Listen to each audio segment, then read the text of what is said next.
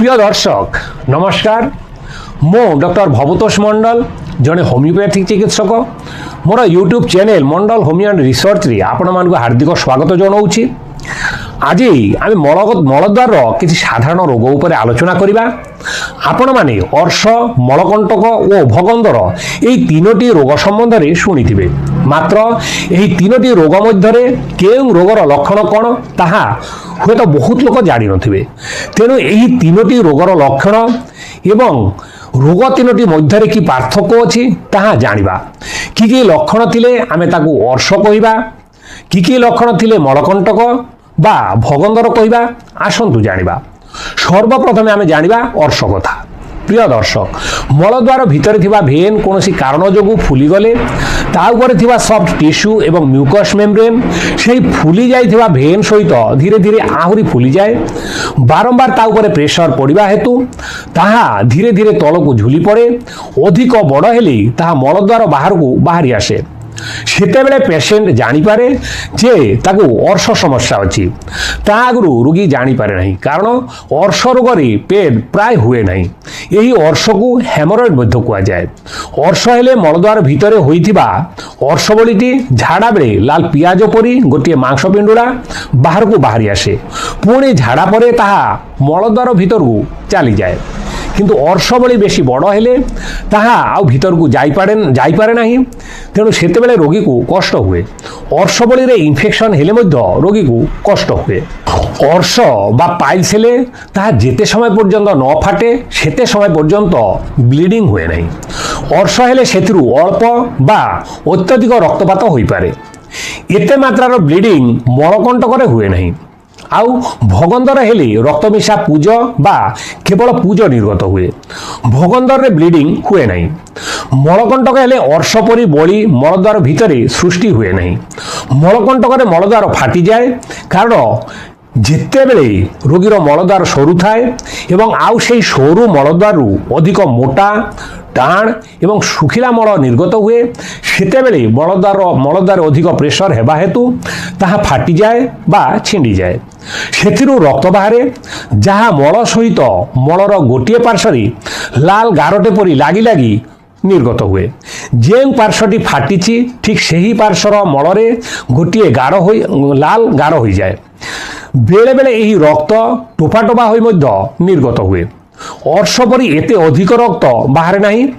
ଅର୍ଶରେ କଷ୍ଟ କମ୍ ଥିବାବେଳେ ମଳକଣ୍ଟକରେ ଭୀଷଣ ଜଳାପୋଡ଼ା, ବିନ୍ଧା ହୁଏ, ବ୍ଲେଡ୍ରେ କଟିଲା ପରି ଲାଗେ, ସୂଚି ଫୁଟିଲା ପରି ଲାଗେ, ମନେ ହୁଏ ଯେପରି କିଛି କାଠି ବା ଭଙ୍ଗା କାଚ ଟୁକୁରା ମଳଦ୍ୱାର ଭିତରେ ଅଛି। ମଳଦ୍ୱାର ଭିତରେ କୁଣ୍ଡେଇ ମଧ୍ୟ ହୁଏ। ମଳକଣ୍ଟକ ରୋଗୀର ମଳଦ୍ୱାର ଭିତରେ ଯେଉଁ ଘା ଥାଏ ସେଥିରେ ଇକୋଲାଇ ବ୍ୟାକ୍ଟେରିଆ ଦ୍ୱାରା ସଂକ୍ରମିତ ହେଲେ ବା ମଳଦ୍ୱାର ଭିତରେ ଅନ୍ୟ କୌଣସି କାରଣରୁ ଇକୋଲାଇ ଦ୍ୱାରା ସଂକ୍ରମିତ ହେଲେ ସେଠାରେ ପୁଜ ସୃଷ୍ଟି ହୁଏ। ଧୀରେ ଧୀରେ ତାହା ମଳଦ୍ୱାରରେ ଥିବା ରେକ୍ଟାଲ ଗ୍ଲାଣ୍ଡକୁ ନଷ୍ଟ କରିଦିଏ। ସେଠାରେ ଗୋଟିଏ ଟନେଲ ପରି ବା ଗୋଟିଏ ସାଇନସ୍ ସୃଷ୍ଟି ହୁଏ। ତାହା ଧୀରେ ଧୀରେ ମଳଦ୍ୱାର ପାଖରେ ବା ମଳଦ୍ୱାର ଠାରୁ 2-3 ଦୂରତ୍ୱରେ ଗୋଟିଏ ବଥ ବା ବ୍ରଣ ପରି ସୃଷ୍ଟି ହୁଏ ଏବଂ ବଥା ହେବା ଆରମ୍ଭ ହୁଏ। ନର୍ମାଲ ବଥ ପରି ଫୁଲିଯାଏ। ସ୍ଥାନଟି ଗରମ ହୁଏ, ଦପଦପ କରେ। ପୁଜ ଯେତେ ଅଧିକ ହୁଏ କଷ୍ଟ ସେତେ ଅଧିକ ହୁଏ। ରୋଗୀ ଉଠିବା ବସିବା ମୁସ୍କିଲ ହୋଇପଡ଼େ। ରୋଗୀ ଶରୀରରେ ଜ୍ୱର ଆସିଯାଏ। କଷ୍ଟ ଯୋଗୁଁ ରୋଗୀ ଖାଇବା ପିଇବା ଶୋଇବା କଥା ଭୁଲିଯାଏ। ଯେତେ ଦିନ ପର୍ଯ୍ୟନ୍ତ ଏହି ବଥ ନ ଫାଟିଛି ବା ପୁଜ ନିର୍ଗତ ନ ହୋଇଛି ସେତେ ଦିନ ପର୍ଯ୍ୟନ୍ତ ରୋଗ କଷ୍ଟ କମ୍ ହୁଏ ନାହିଁ। ଥରେ ଫାଟିଗଲେ, ପୁଜ ବାହାରିଗଲେ ସଙ୍ଗେ ସଙ୍ଗେ ରୋଗୀର ବଥା କମିଯାଏ। ଗୋଟିଏ ସାଧାରଣ ବଥ ଫାଟିଯିବା ପରେ ତାହା ଧୀରେ ଧୀରେ ଶୁଖିଯାଏ। ମାତ୍ର ଭଗନ୍ଦରର ବଥ ଫାଟି ପୁଜ ବାହାରିଯିବା ପରେ ମଧ୍ୟ ସେଥିରୁ ପୁଜ ଓ ରସାଣୀ ନିର୍ଗତ ହୁଏ, କାରଣ ସାଧାରଣ ବଥରେ ସାଇନସ୍ ବା ଟନେଲ ସୃଷ୍ଟି ହୁଏ ନାହିଁ, କିନ୍ତୁ ଭଗନ୍ଦରରେ ଟନେଲ ସୃଷ୍ଟି ହୁଏ। ସେଥିରୁ ବର୍ଷ ବର୍ଷ ଧରି ପୁଜ, ରକ୍ତ ଆଦି ନିର୍ଗତ ହୁଏ। ଭଗନ୍ଦରରୁ କେବେ ହେଲେ ବ୍ଲିଡ଼ିଂ ହୁଏ ନାହିଁ। ମଳକଣ୍ଟକ ରୋଗୀ ଝାଡ଼ା ଗଲେ ମଳଦ୍ୱାର ଫାଟିଯିବା ଯୋଗୁଁ ଭୀଷଣ କଷ୍ଟ ହୁଏ। ଝାଡ଼ା ବେଳେ ଏବଂ ଝାଡ଼ା ଯିବା ପରେ ମଧ୍ୟ ଘଣ୍ଟା ଘଣ୍ଟା ଧରି ରୋଗୀକୁ କଷ୍ଟ ସହିବାକୁ ହୁଏ। ଏହି କଷ୍ଟ ଯୋଗୁଁ ରୋଗୀକୁ ଝାଡ଼ା ଲାଗିଲେ ସେ ବଥା ଭୟରେ ଆତଙ୍କିତ ହୋଇପଡ଼େ। ଝାଡ଼ା ଫେରିବା ପରେ ଲୋକମାନେ ସ୍ୱର୍ଗ ସୁଖ ଅନୁଭବ କରୁଥିବା ବେଳେ ମଳକଣ୍ଟକ ରୋଗୀ ନରକର କଷ୍ଟ ଅନୁଭବ କରନ୍ତି। ଏପରି ବାରମ୍ବାର ମଳଦ୍ୱାର ଫାଟିଯିବା ଯୋଗୁଁ ମଳଦ୍ୱାର ବାହାର ମାଂସପେଶୀ ଧୀରେ ଧୀରେ ବାହାର ଆଡ଼କୁ ଝୁଲି ପଡ଼େ, ଯାହା ଅର୍ଶର ବଳି ପରି ଭ୍ରମ ସୃଷ୍ଟି କରେ। ଏହି ମାଂସପେଶୀ ଗୁଡ଼ିକ ଲାଲ ନୁହେଁ, ତାହା ଚର୍ମର ରଙ୍ଗ ସହିତ ସମାନ ଥାଏ। ଝାଡ଼ା ପରେ ତାହା ମଳଦ୍ୱାର ଭିତରକୁ ନ ଯାଇ ସବୁବେଳେ ବାହାରେ ଝୁଲି ରହେ। ସେଥିରୁ ଅର୍ଶ ବଳି ପରି ବ୍ଲିଡ଼ିଂ ହୁଏ ନାହିଁ। ତେବେ ଅର୍ଶ ଓ ମଳକଣ୍ଟକ ମଧ୍ୟରେ ପାର୍ଥକ୍ୟ ହେଲା, ଅର୍ଶ ବଳି ମଳଦ୍ୱାର ଭିତରେ ସୃଷ୍ଟି ହୁଏ, ମଳକଣ୍ଟକର ବଳି ମଳଦ୍ୱାର ବାହାରେ ଝୁଲି ରହେ। ଅର୍ଶ ବଳିରୁ ଅଧିକ ରକ୍ତ ପଡ଼େ, ମଳକଣ୍ଟକ ବଳିରୁ ରକ୍ତପାତ ହୁଏ ନାହିଁ। ଅର୍ଶ ବଳି ଦେଖିବାକୁ ଲାଲ, ମଳକଣ୍ଟକର ବଳି ଦେଖିବାକୁ ସାଧାରଣ ଚର୍ମ ପରି। ଅର୍ଶ ରୋଗୀ କଷ୍ଟ କମ୍ ହୁଏ, କିନ୍ତୁ ମଳକଣ୍ଟକ ରୋଗୀର କଷ୍ଟ ଅସହନୀୟ। ଏତେ କଷ୍ଟ ହୁଏ ଯେ ରୋଗୀକୁ ଝାଡ଼ା ଲାଗିଲେ ସେ ଆତଙ୍କିତ ହୋଇପଡ଼େ। ଏବେ ଆଶା କରୁଛି ଆପଣମାନେ ଅର୍ଶ, ମଳକଣ୍ଟକ ଓ ଭଗନ୍ଦର ମଧ୍ୟରେ ପାର୍ଥକ୍ୟ ବୁଝିପାରିଥିବେ। ପୁଣି କହୁଛି, ଅର୍ଶ ମଳଦ୍ୱାରର ଭିତରେ ସୃଷ୍ଟି ହୁଏ, ମଳକଣ୍ଟକ ମଳଦ୍ୱାର ମୁହଁରେ ସୃଷ୍ଟି ହୁଏ ଏବଂ ଭଗନ୍ଦର ମଳଦ୍ୱାର ପାଖରେ ବା 2-3 ଦୂରତ୍ୱରେ ବାହାରିପାରେ। ଅର୍ଶ ବଳି ଲାଲ ବା ପିଙ୍କ କଲର ଦେଖାଯାଏ। ମଳକଣ୍ଟକ ବଳି ମଳଦ୍ୱାର ବାହାରେ ଥିବା ଚର୍ମ ସହିତ ସମାନ ରଙ୍ଗ ହୋଇଥାଏ। ଭଗନ୍ଦରରେ ବଳି ସୃଷ୍ଟି ହୁଏ ନାହିଁ, ସେଥିରେ କେବଳ ବଥ ପରି ବାହାରେ। ଅର୍ଶ ବଳି ଝାଡ଼ା ବେଳେ ମଳଦ୍ୱାରରୁ ବାହାରି ଆସେ, ଆଉ ଝାଡ଼ା ପରେ ତାହା ଭିତରକୁ ଚାଲିଯାଏ। ମଳକଣ୍ଟକର ବଳି ମଳଦ୍ୱାର ବାହାରେ ରହିଥାଏ, ତାହା ମଳଦ୍ୱାରରୁ ବାହାରେ ନାହିଁ ବା ମଳଦ୍ୱାର ଭିତରକୁ ଯାଏ ନାହିଁ। ସବୁ ଅର୍ଶ ବଳିରୁ ରକ୍ତପାତ ହୁଏ ନାହିଁ। ଅର୍ଶ ବଳି ଫାଟିଗଲେ ରକ୍ତ ପଡ଼େ, ମାତ୍ର ମଳକଣ୍ଟକ ହେଲେ ବଳି ଫାଟେ ନାହିଁ ବା ସେଥିରୁ ରକ୍ତପାତ ମଧ୍ୟ ହୁଏ ନାହିଁ।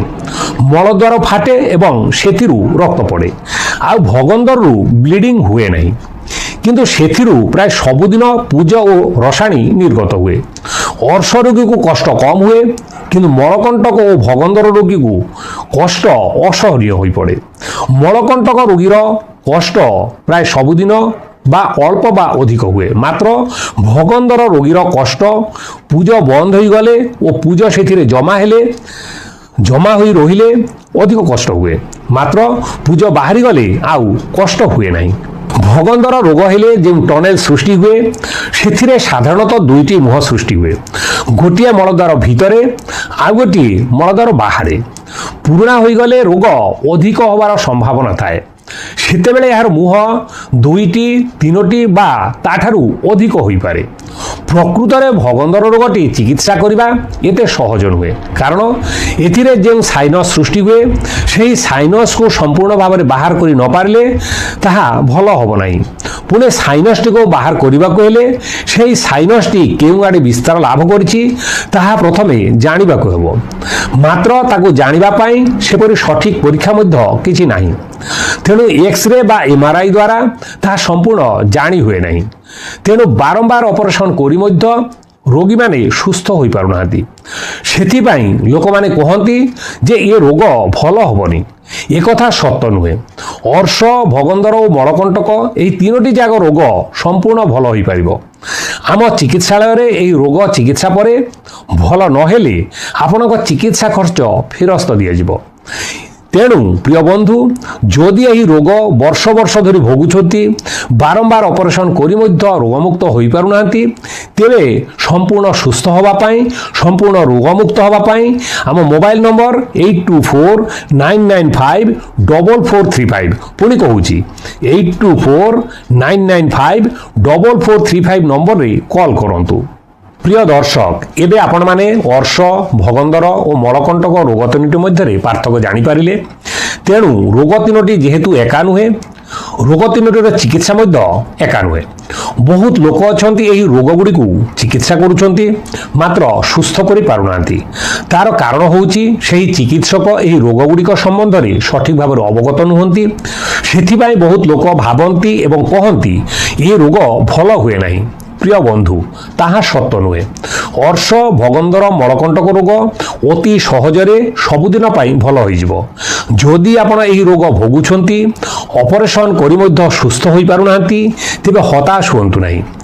আপনার বারম্বার অপরেশন হয়ে মধ্য সুস্থ হয়ে নপারিলে আমার নম্বর 8280093659 संपर्क करंतु एवं आमर आउ गोटे नंबर होची 8249954435 आपणक रोग सबुदिन पाई ठीक होई जिवो। प्रिय दर्शक जे दूर रोगी माने आम चिकित्सालय रे चिकित्सा सुविधा पाइबाकू चाहूचंती सेमाने दूरतर रोगी हेले एठार रहिबा सुविधा रही अछि। प्रिय दर्शक आमर एही इनफॉर्मेटिव भिडियोटी आपण मानकु किपरि लागला कमेंट माध्यम जनातु। जदि भल लागिछि तेबे लाइक और शेयर करी निजे सुस्थ हवा सहित अन्य रोगी को सुस्थ हवाकू सहयोग करंतु। हुए तो आपणकर गोटे शेयर जड़े लोकर जीवन पथ को बदलाई दी पारे। आउ जदि आपण आम चैनल नूतन दर्शक एवं यह भिडियोटी आपको भल लगी एपरी भिडियो देखा हेले आपण यह चैनल को सब्सक्राइब करंतु। धन्यवाद।